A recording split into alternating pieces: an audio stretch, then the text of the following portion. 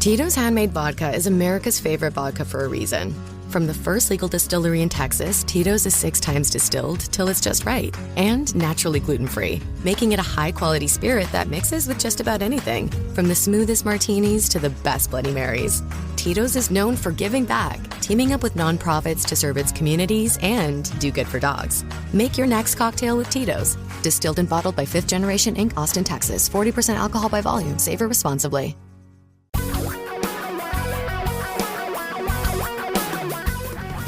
Reality radio for a really great future. We're talking real money. Ladies and gentlemen, the machines have taken over. The machines have taken over. While we were stuffing our faces with turkey and slipping into a tryptophan-induced coma, the machines snuck in and took over the radio station. They now control the feed. You do not have any power, nor do we. Well, okay, wait. Maybe we do, because now I think I'm on, because I think Tom's hearing me.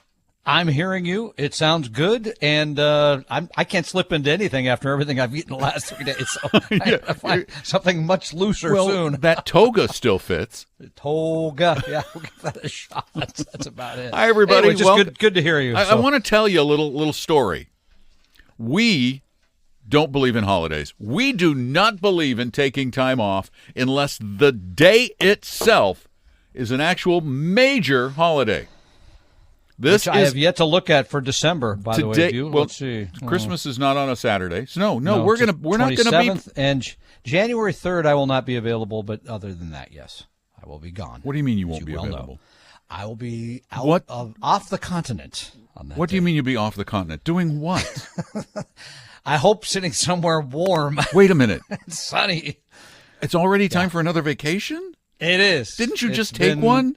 Well, it's 3-week intervals, you know that. So okay. I have to stick with the cadence to get things right. So on this Thanksgiving weekend, you are actually hearing a non-best of, which means it could very well be the worst of, Talking Real Money. It's not the best of. We already know that. We've established that fact.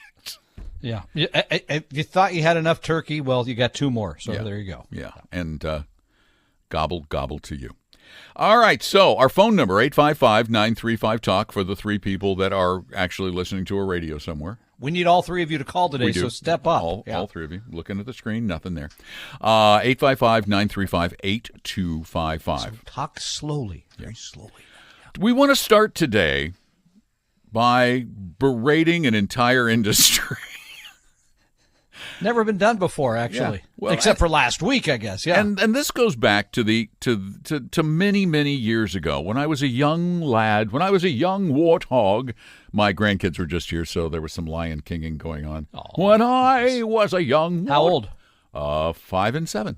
Oh, that's almost the same. Love it. Many eons ago, I was recruited. Well, I wasn't recruited. I asked to become a stockbroker with Dean Witter Reynolds.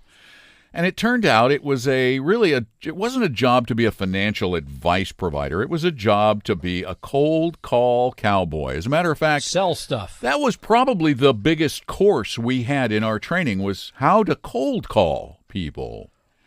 Well, that's changed. The brokerage industry has changed dramatically, the investment industry. But its legend and its legacy lives on through life insurance companies holding themselves out to be financial advice providing firms like the folks at the quiet company, Northwestern. Not Northwestern Mutual Life, it's Northwestern. Yeah, they cleaned that up. Well, because they're financial not feeling services. that mutual. You read this article, there's not much mutual about anything anymore. It's pretty much one-sided, you got to say. This article comes from The Guardian. It was based on a little study they did, a lot of interviews with some Northwestern financial advisors who were recruited out of college. Former ones. Yeah. And my gosh, it's so similar to what we went through at Dean Witter when I was a young broker. The vast majority of people who entered into their training system are brought in with the belief that they are going to be financial professionals providing advice. And they're also brought in believing they're going to make $200,000 a year within 3 years. Right. They believe there's a 6-figure income. Yep. And wait, for one of the 10 who come in from their recruitment, that might very well be because they're sales fiends. No, they have a lot of friends and family. Or they have a lot of friends and family. Extended family. Well, my problem when I was a broker is I didn't have any friends or family with money. They were all things poor. haven't changed then, is what you're saying. So because of my experience at Time Life Books, cold calling people to sell them the Wild West series, this is really awful. I was adept at getting on the phone and telling people about cool things. And I actually, out of 15 brokers that were in training together, I was the only one who survived 2 years. And how long did Debbie survive? 2 months. 3 months. She only lasted 2 months? Yeah. Oh, I didn't know that. No, okay. She didn't last very long at Dean Witter. I would assume she was top of her class. And then because she's very bright. She didn't probably like it, is my guess. Yeah, well, she was really good at it. I bet when that she went to a regional firm. She left Dean Witter and went to a regional firm. Right, but anyway, they're doing this to people today. Young people coming out of college are going into this field thinking it's going to be professional. And the reason we talk about it is because we need you to know what you're getting into. When somebody in the family claims to be a financial advisor or an investment advisor, and yet they work for a Northwestern or a Nationwide or a New York Life or anybody who really was a big insurance or is a big insurance company. Yeah, I know Northwestern holds themselves out as financial advisors, right? That's all about the financial planning. But according to this piece from The Guardian, insurance premiums generate more than 60% of the revenue. And here's a former advisor. He says, insurance runs the show. Everything else is a facade. Ooh, and that is so true. It's all about the big commissions. 855-935-TALK is our phone number, 855-935-8255. Stick around. Tom and Don are talking real money. For your real life and real future, Tom and Don are talking real money. It's the season to deal with money, and that's why we want to help you deal with it better. But you need to call us. 855-935-TALK is our phone number. I'm Don McDonald. That's Tom Cock, and we're talking about the recruiting practices and the sales practices of big insurance companies that really hold themselves to be financial advisors. And the actual process of recruitment, as described in this article, tells you a lot, I think, about the firm, its motivations, and its scruples.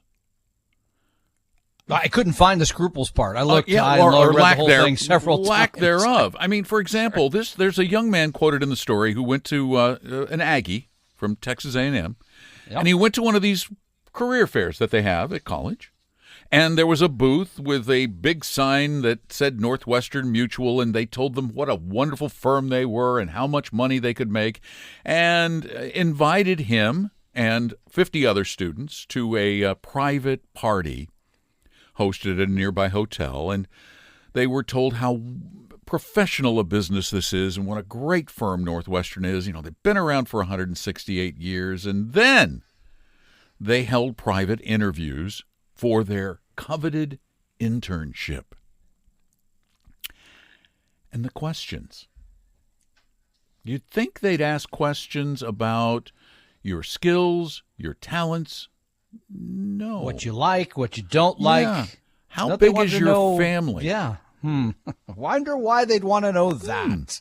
What kind of job do your parents have? How much do they make? Yeah. Where'd you go to high school? Big high school? Are they well insured? Are they well insured? And then they gave them these market information studies to complete before they could be considered for the internship. They had to do this.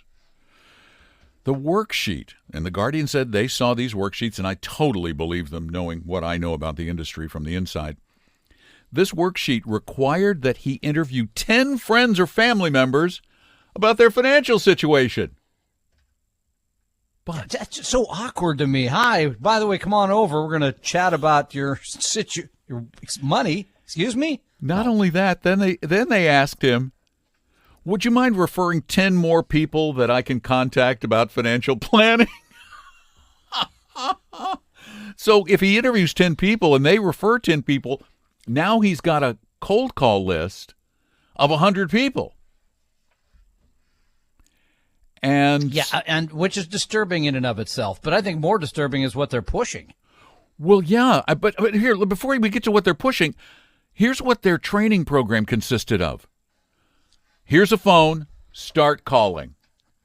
And the goal was 40 dials a day. Yeah, 40 dials a day, yeah, which is not that many, but sure. Because you got to talk to some of the people, so you got to spend some time with them. Yeah, hopefully. And this is a day.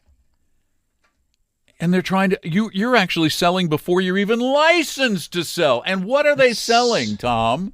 That this is the product that really should be the bane of any person who wants to own insurance but also wants to be an investor, because they combine them, they make them somehow sound good. A whole life insurance policy. And this is where the insurance companies make a bundle, it says, because people end up leaving so much money on the table. They sign up to these things and go, this is a bad idea. It's expensive. What they say, the average one for somebody in their 30s is like $440 a month. And the first year, let me tell you how much of that goes to your investment the first year. How much money do you start earning money on the first year? Zero. Yeah, tiny. All of it goes to pay for the whatever insurance it was, but the commissions, because the commissions are so large. But let's go back, because Don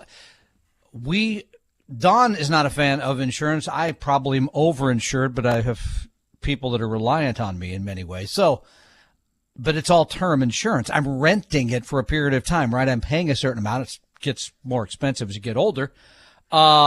But whole life is a combination there of the policy and the investing side. Now, they gave some numbers here. If this was well publicized, they would never sell another whole life policy. It's forever. the hardest product in the world to sell to somebody who's informed. Yeah, informed. Go Because ahead. listen to this.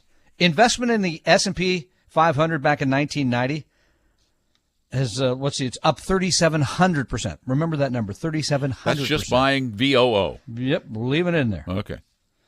Had you instead decided to give it to your favorite insurance company, Northwestern, in the whole life policy, that has grown, remember, 3,700 for the S&P 500, that has grown 44%. So it's lost to inflation by about 50% in that period of time. Oh, okay, because, I was going to say, on the cash part of the policy, the return was 99%, or just about a double from 1990 through 2024. Yep. Whereas you could have made 37 times your money. Yeah. And you did nothing. Instead of and just you had access to it all the time. And, I mean, we can go through all the other advantages, but it's that if that number was well publicized, you would think that'd be the end of the whole life policy situation. And it's so interesting because the 2-week training they went through was really nothing more than a training on how to sell, cold calling. They got a 30-minute training session on securities. This industry is appalling, and you need to be aware of it. 855-935-TALK. Tom and Don are talking real money. Your guides to a really great financial future. Tom and Don are talking real money. Hello again. Welcome back to the show. I'm Don. That's Tom. Thanks for being there with us on this Thanksgiving weekend or the week after Thanksgiving if you're listening to the podcast. And our phone number is 855-935-TALK. And let's go to Hampton, Virginia. Tom, welcome to the program. Thank you. Tom has been tremendous to help me with my funds. And since he did that, my funds in my Roth and rollover IRAs have been doing great with ABGE and B&D. But my daughter came to me about this wealth advisor for this proposal from Cambridge. And she wanted my advice. And I told her, I can't do that. I don't know anything about this. He's a Fidelity advisor, and he manages their 401k at their doctor's office in Newport News. And this is a Cambridge Wealth portfolio, I guess. And It says it has a Fidelity Institutional Asset Management Index Focus 8515. Okay, that sounds like a target date fund. Yeah, but before we even get there, how much money are we talking about, Tom? And thank you for your kind comment as well. 10K is the example of 10K. Yeah. Well, no, how much is she looking to get help with? Huh? How much money does she need help with through the advisor? Well, I don't think she needs no help because I don't know if she wants to put this in there for 20 years. This is called FIA 851, and it's composed of 7 different Fidelity funds: 500 Index, Global Index, U.S. bonds. Okay, hold on. This is. Oh, hold on with me just a minute. This is a 401k at her work, right? Well, she has a 401k, but this would be a separate account. Okay, so this is a separate. Somebody has contacted her to sell her this? Well, no, the same guy who manages their 401k is trying to sell her on this Cambridge wealth portfolio. Got it. And so it's she don't know nothing about investing. I tried to get her to listen to your show. It's too complicating for her. So I'm wondering, is this a bad idea? I don't know. See, here's the thing: is I don't know. It sounds like they're using index funds, but they may very well be in some sort of a wrap program that has a fee, and I don't know what that fee is. Likely because they're not going to do it for free outside of the plan. That would be unusual. Part two is, frankly, your daughter, if she had other money, I'd want to see it go into a Roth IRA. And you just mentioned a pretty good fund for a small Roth IRA. That would be AVGE. You don't have to mess with it. You don't have to pay anybody else. She could do that on her own. Yeah, didn't need anybody's help. Yeah. I tried to tell her that's what I do. I have 60% AVGE and 40% in BNB, and it's working just fine. Yeah. I tried to tell her that, but it just goes over her head. Well, no, but it shouldn't even go over her head. Her own account. I mean, again, to know more, I would need to know the exact. I needed either to know the broker's name or the advisor's name. I shouldn't assume. Well, the broker's name is Rusty Woods. Rusty Woods. Let's look him up. He's a Fidelity brokerage advisor. Isn't that interesting? That must not be his real first name. It must be something else because he's not listed with the. That's what it says. Oh wait, hold on. I was in the wrong screen. Hold on. But he's paying them. So I can tell you this, Tom, without looking at it. There's got to be some money paid to him. Yeah, right. Cambridge Investment Research Advisors. So he's duly registered. Right. He's been in the business for 29 years. He's out of Virginia Beach, so that's near you. He does have a couple of customer complaints.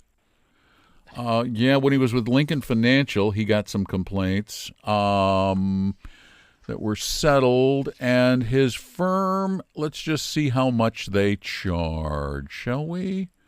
Cambridge Investment Research.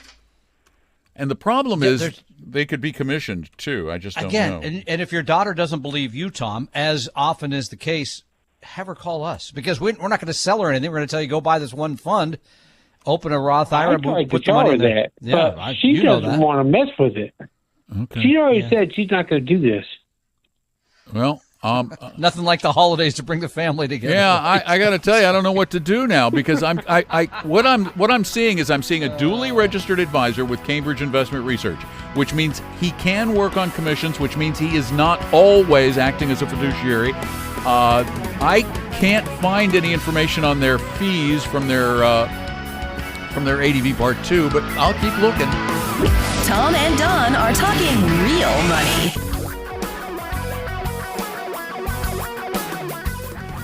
Reality radio for a really great future. We're talking real money. One of the best things about breaks is the opportunity they provide me to do a little research. I finally found their Form ADV Part 2 for Cambridge Investments, whatever it was called, Cambridge. Well, let's go back Research. and explain the situation, though, because this is a person that manages the 401k plan for the doctor's practice. Right. Now they've told the party, which was discussed, this young lady, look, you should open a separate account outside of that. Now, there's always going to be a charge for that. It has to be. They're not going to just do it because, well, sure, we take care of you. Because it's index funds, we know it's not commissioned. No. Because it can't be. Not through Fidelity. There are commissioned index funds, but not through Fidelity. So I found their wrap fee brochure, because it has to be the wrap fee because it's a small account. And explain that. It's where they take investment advice and they sort of generalize it for everybody. It's not really specific investing advice. It is general portfolios that you can buy into with a whole group of other people. And if you thought it was musically related, you're on the wrong show. Let me tell you, their fee structure is so convoluted, it takes up about 10 pages of their ADV. But I finally got to the meat of the matter because hers is a small account. So it said a few $1,000s. So when you look down their ADV, it says small account solutions. The Wealthport has a program fee, it says here, small account solution strategy of 0.5% for that. Wait, there's more. That's just for the program. 0.5%. That's just for the program. Then the financial professional who puts you into the program, who really does nothing after that. He has no job because somebody else is managing the money. The program is managing the money. You don't get to choose how it's managed. It's automatic. It's like robo investing. Sure. The financial professional fee, according to their Form ADV Part 2, I'm just reading from the form. I have no other knowledge of this. It says for advisor-directed accounts, the fee is 2.25% per year, in addition to the 0.5. Wait. So we're getting close to 3% here now? Yep, every year. That's worse than a commission. Versus taking that same small amount of money, putting it in a one-fund solution that charges about 0.25% a year. Roughly. Right. Yeah, a lot less. That's I hate to use the word egregious over and over because I know somebody's going to write me and say your vocabulary is poor, but in this case, it should be said over and over. And this really goes back to the industry. It really is. This industry will do almost anything to make a sale. Let me help you out, though, Tom. Okay, I'm going to give you a couple of words you can use. Do you find it? Do you find it shocking or appalling? How about atrocious or abominable? Ooh, use abominable. And plus, it works the whole snowman thing, too. Right, it works the season in, too, because, those shows will be playing soon. Exactly. Anyway, bad deal. Yeah. If you have one you'd like to share with us, what? This is a very interesting moment because here's a gentleman, and thank him again. I thank him again for his kind comments about me because all I said was go own a couple of funds. He's trying to do the same thing for his daughter. Yeah, just go and she's do not this. listening. And she's scared. He said she doesn't know anything about this. She doesn't know what to believe, right? Well, so she's going to a guy who's going to mislead her. This happens all the time. I shouldn't say that because it's not. No. The portfolio sounded fine. Sure. But to pay almost 3% a year for it. Crazy. That's too much. That's absolutely insane. Yeah, it is. 855. But I mean, we run into this. 935-8255 is our phone number. Let's go to Gig Harbor, Washington. Nick, you're on. Welcome to the show. Hey, thanks. Hey, I listen to you guys almost every weekend, and it's the only show that I know anything that talks honestly and the truth about stuff, And I have a son-in-law who's an insurance man, and he himself admits it's the biggest ripoff. It is. He goes, insurance people do it, but he's the perfect sociopath because he's been doing it for 15 years and he loves the money. Wait. This is a holiday season. This is the holiday season. And you're calling your son-in-law this epitomizes the holiday season. Come on. Wait, can I unload a few things about relatives of mine right now too? No, but you know, I can because Nick is right. The truth. Nick is right, but you know what's apparently he's a very bright young man because he knows that what he's doing is wrong. Oh, he tells me straight out it's the biggest ripoff. It is, but the money's good. The money can be great. Well, that's right. If you're in the top, but let me tell you, third, if he likes the financial services industry, if he truly believes it's a good profession, but working for this company is bad, he might want to consider, maybe for the next few months, putting a little extra money away and considering going to get his CFP and Which then is very becoming few at that company, and then at the becoming insurance becoming a working for a An fee actual- only Yeah. investment Go straight. advisor. If he likes it, Because- sure, why not? Fee only investment advisors can make a couple $100,000 after several years, but they can do it by being honest. Yeah, and that's the problem with these people. It's a problem with our world because all these kids, they don't know where to go. And even I did. And even still, I just never really knew what it was till you start listening to someone that's telling the truth. And basically, that's why people end up broke. Yep. Or you know what I'm saying. Hurt. They end up hurt. They end up financially less money. damaged.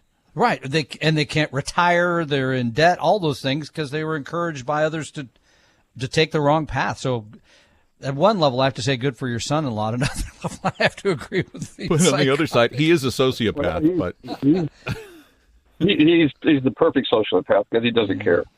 wow, that is. And I'm not being mean. I'm just saying that's what he is. He does care about your daughter, though, right?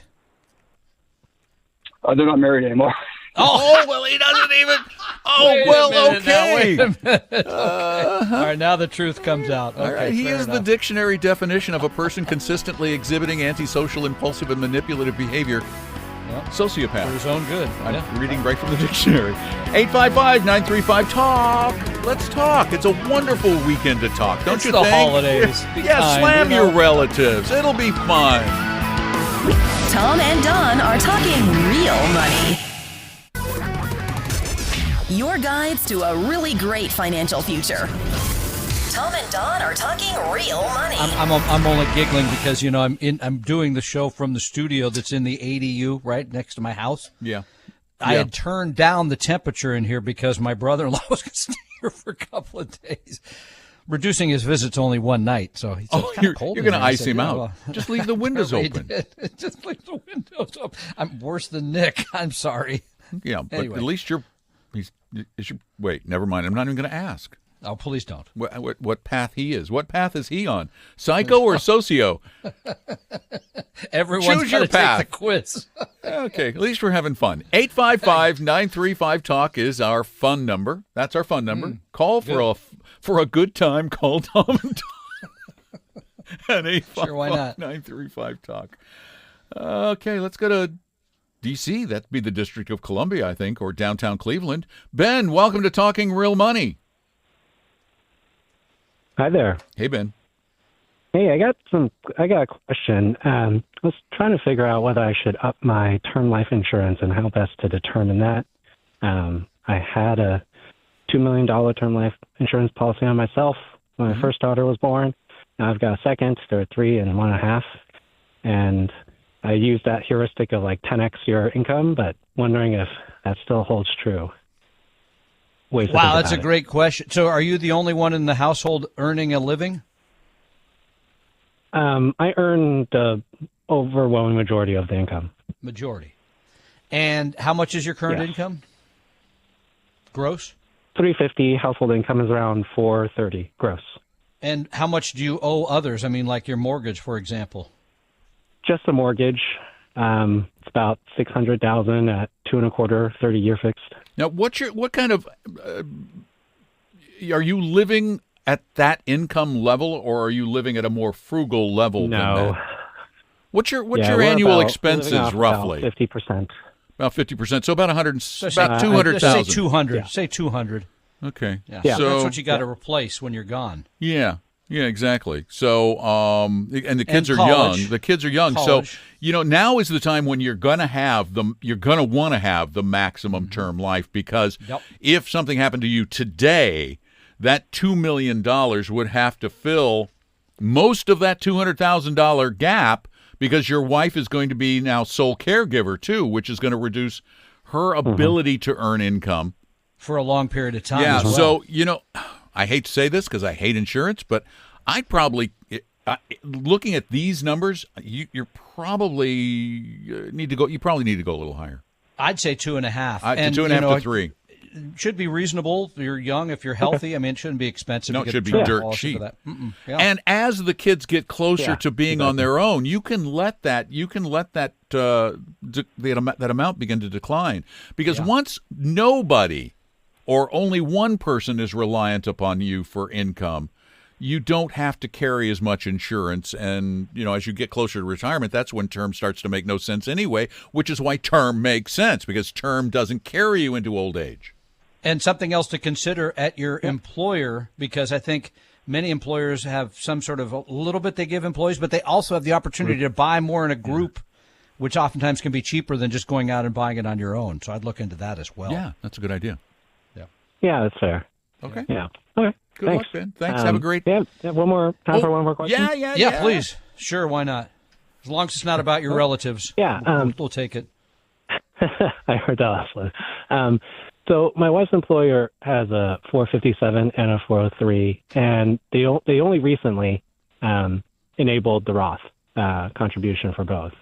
And I'm in the 24% tax bracket, and so marginal. So I'm wondering, how do I handle that mix? And I do a lot of Roth. Like, we do all the backdoor and the mega backdoor Roth through my current employer. So just curious how to think about that. Well, at your income, it makes more sense for you to be pre-tax and probably hers to maybe go Roth. I'm just a big believer in splitting it, because the problem with making a judgment about which makes more sense today is impossible to do. A lot of people claim they can give you that advice, but that's just baloney, because they don't know what your situation will be in the future, what the tax rates will look like in the future. There's a lot to be said for that old adage about getting that bird in the hand, that current tax break, because remember, if you're not taxed on it, that's money you can invest. Yeah, and so I'm with Don. I like splitting the baby here. No one, again, anyone who says they know what it's going to look like in 30 years, get their phone number and call them in 30 years. You'll be able to do that. I won't. But the thing is, that is such a ridiculous statement, because tax rates could change. Mm-hmm. Your income could change. So putting it in both of those places, I think, makes a ton of sense. Gives you lots of places from which to withdraw it to, Ben. Yeah. Okay, thanks. You're very welcome. Appreciate Thanks it. for calling. Right. 855-935-8255. And Nashville, Tennessee is our next stop. Elaine, welcome to the program. Hi, nice to speak with you. Our pleasure. Thanks for calling us this weekend. Well, and I was telling your interview person that I have hodgepodge-itis, and I've tried to take your advice and find a fiduciary to get me a plan. Yep. And I keep ending up with advisors instead of fiduciaries. And, of course, they all say they are a fiduciary. Because people lie. However, yesterday when I got supposedly a fiduciary, it was an advisor from Edward James. He's not a fiduciary. No way is Jones. Absolutely no way. Not a full-time. Not all the time. You know what? I'm like, I listen to my friends, and I know that that's not the route I'm supposed to take. So I'm not sure what to do. I really need some organization. All right, I'm going to help you after this break, because it's called teasing the next segment. I'm going to help you after the break learn how to find a fiduciary. It's a little bit of work. Tom and Don are talking real money.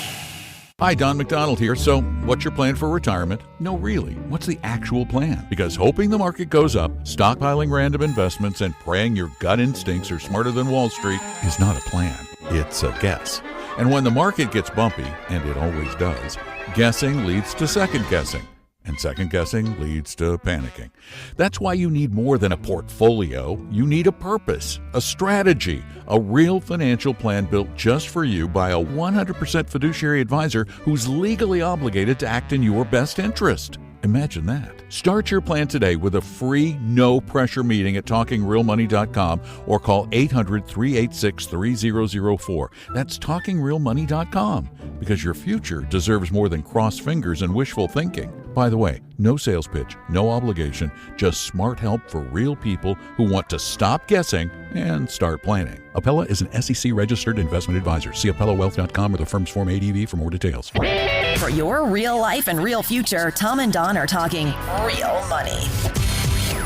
All right, we're here talking to Elaine in Nashville, who wants to be able to find a fiduciary advisor. And Elaine, did you mention that they're always trying to push annuities on you? Well, actually, not all of them, but some of them have because of my age and everything. And so I've noticed a lot of people are advertising that, and one suggested that in lieu of long-term care, which I don't have a long-term care policy, and they were going, you may want to do this annuity just in case for long-term care. Okay, that may or may not be responsible advice. It's kind of iffy. But let me tell you a couple of things you can do right off the bat. One, go to talkingrealmoney.com/HELP, okay? Okay. /help. Okay. You will see right there when you go to that page, it says how to interview your advisor. Okay. There is a one-page form that you can download and print or just read off your screen. If you download and print it, I would give it to them and tell them to fill it out and sign it. Now, a fiduciary, a true fiduciary will have no problem signing that, right, Tom? Exactly. Bring it in. And what this firm says is, are you fee only or are you fee-based? Do you charge commissions? And what other fees do you get? What kind of products do you sell? And then it has a fiduciary pledge that says, I will always put your interests ahead of my own. I will conduct prudent and responsible due diligence. I will always behave honestly. I will avoid conflicts of interest. And should they arise, I will disclose and manage them in your favor. Now, why wouldn't someone who was truly a fiduciary be willing to sign that? They wouldn't. But I think what she's saying, she's having trouble finding those people to even sign it. Well, the problem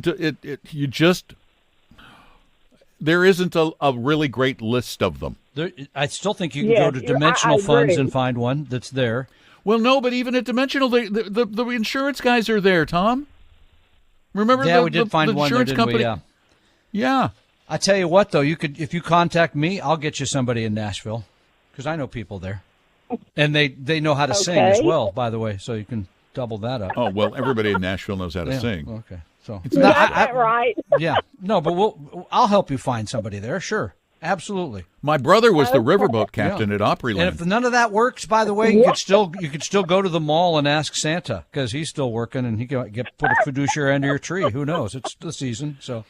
But there's some great resources at talkingrealmoney.com/help about how you find, how you vet them.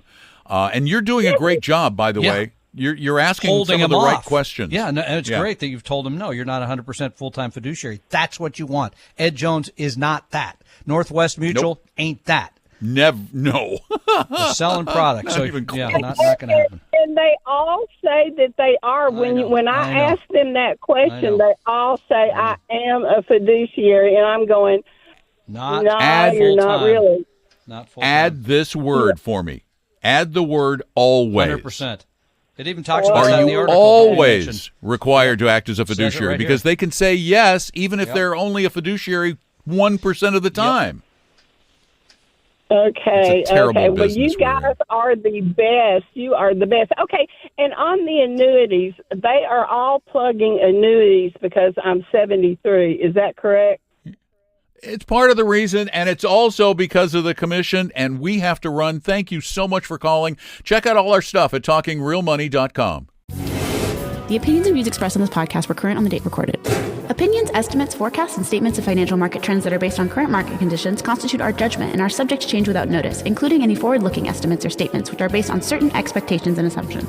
Although information and opinions given have been obtained from or based on sources believed to be reliable, no warranty or representation is made as to their correctness, completeness, or accuracy. Information presented on the podcast is not personalized investment advice from Appella Wealth. The views and strategies described may not be suitable for everyone. This podcast does not identify all the risks, direct or indirect, or other considerations which might be material to you when entering any financial transaction. Past performance does not guarantee future results, and profitable results cannot be guaranteed. We hope you realize that the information provided on Talking Real Money is for informational, educational, and hopefully enjoyable purposes only. The podcast is not trying to get you to buy or sell any financial products or securities. Instead, the program is provided as a public service by by Appella Wealth, a fee-only registered investment advisor. Please see Appella Wealth's ADV Part 2A on our website for information regarding Appella's fees and services. Appella Capital, LLC, DBA Appella Wealth, is an investment advisory firm registered with the Securities and Exchange Commission. The firm only transacts business in the states where it is properly registered or excluded or exempt from registration requirements. Registration with the SEC or any state securities authority does not imply a certain level of skill or training. Appella does not provide tax or legal advice, and nothing either stated or implied here should be inferred as providing such advice. Thanks for listening, and please visit TalkingRealMoney.com for more information and important disclosure related to performance of any specific index or fund quoted in this podcast. And the lawyers get richer.